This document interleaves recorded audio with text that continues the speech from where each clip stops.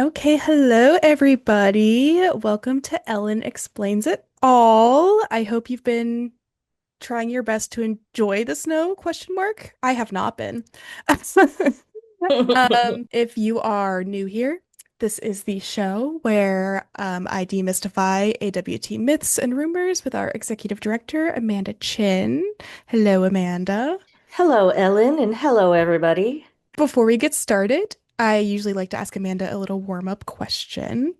And for this month, Amanda, who is an artist that you really look up to and why?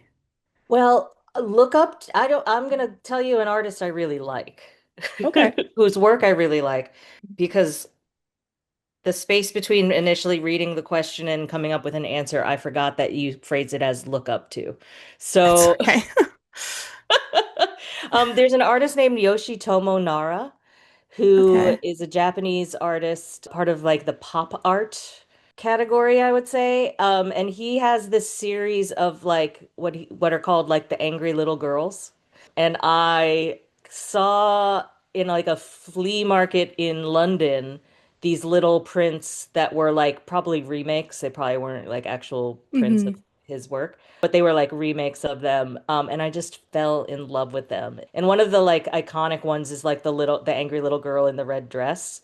So maybe like when Ellen does your when you do your editing magic, maybe you'll show Yeah. some of these. Oh, I'm looking at these now. Yeah, but I Wait, just I really they love really them. spoke to me. I was like, I feel like that the angry little girl is the little girl inside me all along. Yeah. Oh, So, they're so cute. aren't they cute? Love. Great Yeah. answer. So today's topic is theaters and performance space. Yeah. As always, if I skip your question, it was probably a repeat or more relevant to a future episode. In the same vein, your question might have ended up reworded just for logistical reasons. Never any tea or any shade. We got some good and some very funny questions. Let's dive in. All right. Question number one. What is the number one thing that you consider when looking for a performance space? Well, the number one, I'll probably say the number one and the number two because the number one Mm. is budget. Like the Hmm. space has to be within our budget. We have to be able to afford it. And like other things, it's like one time we used a space, this was years ago, that was above like over our budget, but they had so many more seats. So we were like, Mm. okay, this is more expensive than what we budgeted for, but like theoretically we could sell more tickets. And so we did the math and it worked out. Mm. So it's like, yes, like how much does the space cost, but also like what else is involved? Like as another example, like just gonna say when we rent from the Y, their theater spaces within our budget, but we also have to rent rooms, extra Mm. dressing rooms. So we have to take that into account when we think of the budget. So like yes, it looks below like what we budgeted, but actually it usually ends up coming out more expensive. So that's one. But then the I think the close second is just like is it big enough? Yeah. Is it will it fit like our programming and our Hmm. participants and like is there enough backstage space? Is there enough space on the stage? Are there enough seats for how many tickets we want to sell? Yeah, those are the things. This one's a little spicy. I love Which, spicy. yeah. Which is your favorite and least favorite theater to work in and with? Oh, so I mean, always gonna have a soft spot for the 14th Street Y. Yeah. It will come up in another question, so I won't get too far ahead of myself. But they, I would say they're definitely partners, and like it's they're part of the Educational Alliance, which is also what Searvich is a Mm. part of. So, that partnership really means a lot to me, and we've gotten to know the folks over there really well, and they're Hmm. lovely to work with. Look, we all have our needs, and they have our needs, and like we really respect it. So, like when their prices go up, like we fully understand why. So, like we try to roll with, whatever changes they throw at us. This video's on YouTube and like anyone can find it. But I will say that many theaters, that we talk to, some of whom we've rented from, some of whom we haven't, there's just a wide variety of personalities involved. Hmm. And relationship management is, really important, and it's important for us. Like the thing is, like they hold all the cards because there's like very few theaters that Hmm. really work. So, we just have to like be cognizant of the fact that like we don't have a lot of negotiating power. And, some of these theaters seem to really very fully understand that they do have all the negotiating power, and the relationship might proceed accordingly. And that's about as Yeah. detailed as I could probably get. But, find me at the bar. Let's just Yeah. say that. Find me at the bar. Yeah, totally. In a similar vein, what space have we used the longest? That would be the 14th Street Y. They are Yes. actually the very first theater we rented when we did hair back in 2012. 14 years ago, man. Oof. I think the show might have actually been in 2013, but like the Mm, program started in 2012. And the person who was like in charge of like the arts programming at the Y, I think like they were very much like in partnership with us, and they were like, and by us I mean the organization. I was not around then. Evan, our mm, founder, was very much the one like looking to figure out how to mount this program, and talked to Becky over at the Y, and they very much became like partners in making this work. And Becky was like a big, big, big advisor for us, like through the first few years, and was really with the Y up until I want to say like maybe 5 years ago, 6 years ago. mm, So like was really, really in contact with us the whole time, and a big advocate of ours. So mhm. like I said, that relationship is very, very meaningful to us. And Yeah, yeah. totally. I love the why. Yeah. And then this person asked another question. Do you have your eye on any new places? Yeah, so Mackie's been doing like a lot of outreach and looking at a lot of new spaces. I don't know as much as Mackie does. She does send me links every now and then, but like we are looking at places like all throughout Manhattan and Hmm. also like the Queens, Long Island City area. I know there's a few places she's looking at. I did a tour. Many people have figured out that I did a tour of the People's Theater, which is up in, I want to say Inwood or Washington Heights, in terms of like what the area is. That is going to be just a gorgeous state-of-the-art new space. And our one of our board members, Aya, is the head of development for that Hmm. company. So that's a place we have our eye on as well. That is, I know it is far, but it is absolutely gorgeous. And it's probably a good segue into another question that is on the list. Yes. The next question is a concern someone has. Are we really going to use a space on 206th Street that would take many of us an hour and a half to get to? Melting emoji. I know, I know. Look, it is a big consideration, but I also want to say like we want to grow as a community and as an Hmm. organization. And that location, I know it might be a turnoff for some people, but it will attract other people. And so if we use that space one season, there's many options. One of the options is to not do the show, which is sad, but like we maybe we'll have classes available Mm, in the same season, or maybe we'll have a different program at a different location. But I have dreams of community. Like I dream mm, about community building and community supporting each other.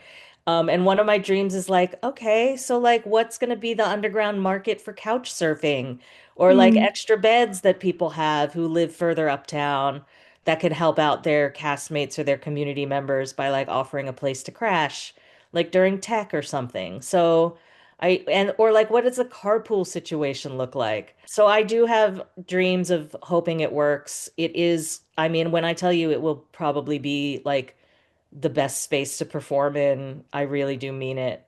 And hopefully we can make it work. But if people do have to sit out, and we welcome new people who are like, "Oh, now that you're finally uptown, I'd love to participate." That's the part of a growing community. So, yeah, yeah, totally. On the funnier side of things, can you give us the backstory on what happened with the titty corridor in the 14th Street Y regarding security guards and changing? I yeah. remember the titty corridor. I remember it too. I've never heard that phrase before, and I love it. I don't know why it made me think of Tori. Like I feel like Tori came up with it, but I have no idea. I can just hear her saying I that. also I, had I the don't same know thought. much. I don't know much. All I know is during the run of a show, the Y informed us. They were like, "Hey, hey, you may want to tell your performers that there are cameras in the hallways." So, there are folks who are changing in the hallways as opposed to in the dressing rooms where there are no Hmm. cameras, and the security guards can see it. So that's all I know. That's all Yeah. I know. Yeah, I don't know if there is more to be known on the AWT side, but that's what we were told, and therefore we passed along that information. I don't know when that would have been. Was that maybe like Shrek? I don't, it was either Nine to Shrek or Five? 9 to 5. It was one of those two, It was I one of those two, think. yeah. I don't know. I I think it was think nine to so. five, actually. Yeah, that feels right. Yeah. Yeah. Uh, an iconic moment in history. Iconic. Iconic. Tori, let me know if you came up with titty corridor because that does sound like a Tori It phrase. does, doesn't it? Yeah. What's the hardest to find must have in a performance space? For example, accessibility, location, price, etc. So, like, what's the most difficult thing? I mean, the most difficult, I don't know, but statistically if it's most difficult, but the one that's the most frustrating is Hmm. accessibility. So many theaters are really, really old and therefore like they're Hmm. not beholden to like being ADA accessible like a newer building Hmm. might be. And like that, it is a priority of ours, but I think it is one of the things in recent years where we're like, we have to consider some spaces that aren't accessible just to like see what our options are. It's our very strong preference that we only use accessible spaces. But like, there's one space we use that they call themselves, I would not say they are ADA accessible. They do Hmm. have a ramp that is not ADA compliant, Hmm. but it does, theoretically let folks in wheeled devices like enter the space, but I would not say that that is compliant. And in a lot of cases, like and also we built that ramp. We Wow. AfterWork Theater, not me before my time, but like we provided that ramp to make it possible for our, participants and audience members to enter it. So we do also like go with the mindset of like, okay, but what do you have? And therefore, like, what can AWT provide or build in order to make this work for us? But it's just frustrating. I wish there was more compliance. And then, of course, like newer spaces are just going to be more expensive. Therefore, we have to look further on the outskirts of, central Manhattan. So Yeah. that's just it. Our last question. Um, have you seen the John Cullum ghost? Every day in my dreams. Is his name Dad? Yeah, Question mark. exactly. Dad? Dad? Dad? I do honestly, today my dog is acting like there's a ghost in the house. She's just Yeah. like standing still in the hallway, staring all the way down, like perfectly still. She was doing that throughout my last meeting. And I'm like, I think there's a ghost here. So now that you mention it, maybe it's John Cullum's ghost. Maybe. It's not John Cullum is still alive. Yeah. The It's a ghost different of the ghost. John Cullum Yeah. Theater. Yeah. Ugh. My cats always, there's like a corner in our living room that they always just sit and stare at. And I'm like, okay, two things are possibly going on here. Either there is a ghost in that corner, Yeah. this is the preferred option, or there is some sort of bug Yeah. situation going on in this corner. I would Yeah. much prefer a ghost. I, I, as an icebreaker, I like to ask people, what would you prefer in your living abode? Would you prefer Mhm. a ghost or a mouse? Ghost.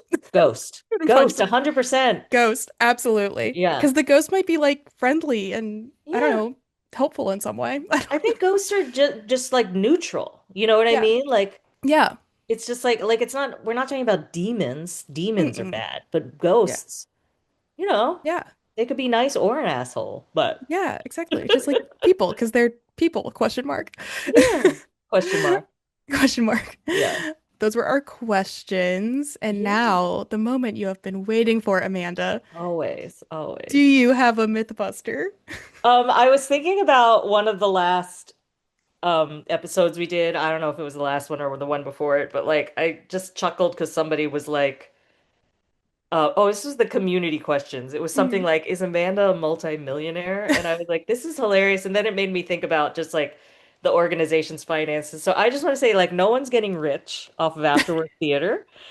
Look, we have to charge money for things, and we charge the money that we charge because that's how much it costs. And like that being said, it doesn't even cost that much. We have to offset it with donations and Mm, giving and grants. We have a budget that gets approved every year, and it's a break-even budget. So yeah. the bottom line is zero for us. Like, yes, if we do well, we will build up a surplus. And by doing that for, 8 years, like quite frankly, prior to me being the executive director, Mm, that's what got us through the pandemic because we mm. had such a good safety net in addition to like what's the word I'm looking for? Like the funding, not the funding, but like I mean it was funding. Oh, cut this out. Like grants and like but I'm like it was like oh God, I'm blanking on the name. But Is this like a anyway, COVID thing? yeah, Like like a, COVID things, but like the PPP loans, oh, I don't know. like emergency grants. I Yeah, don't yeah. know. I'm just really, I'm having my brain. Anyway, so yes, like and there are years where we will end up with a surplus. There are years where we will end up at a loss.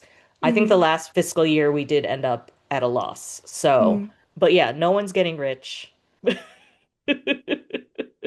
Rich in community.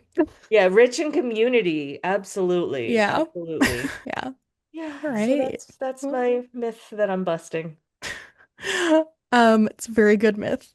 Thank you. Good job. Thanks. Thank you. Well, that's all we have. Thank you for being so open, as always, Oh, Amanda. If any of you have topic suggestions, please send them to me. As always, thank you to everyone watching for sending in their questions. yes. Thank you, everyone, and thank you, Ellen. Yeah. I gotta be honest, I thought the questions would be spicier. I kind of did too. I thought everyone was You very guys kind were and kind of very on your best inquisitive. behavior here. Yeah, yeah. But maybe, like myself, you realize this is publicly on YouTube, so Yeah. like we can't. I thought I was gonna have to ask you to like edit some questions purely hmm because of the public nature of this, but I Yeah. didn't have to. I was kind of expecting it too. Yeah. So thanks, guys, for being Thanks, nice. guys. You guys are the best. Yeah. All right. Well, Alrighty. bye. Bye. Bye. Bye. Alan explains it all.